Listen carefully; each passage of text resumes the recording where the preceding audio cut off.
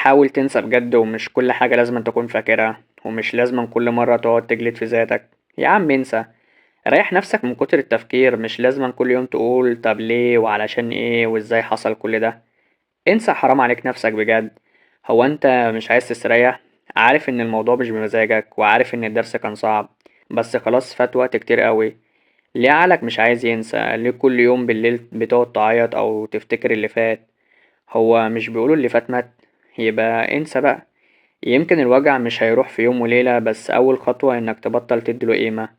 مش كل وجع يستحق مكان في بالك، ولا كل حد يستحق تفضل تفكر فيه. سيب المسافة تموت بهدوء، زي ما بتموت الذكريات لما نبطل نغذاها بالتفكير.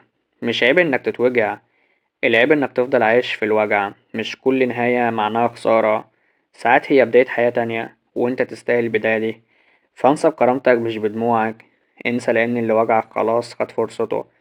انسى لان اللي جاي محتاجك صاحي مش مكسور. واللي راح سيبه يمشي، بس انت ما تقفش في مكانك. حاول تنسى.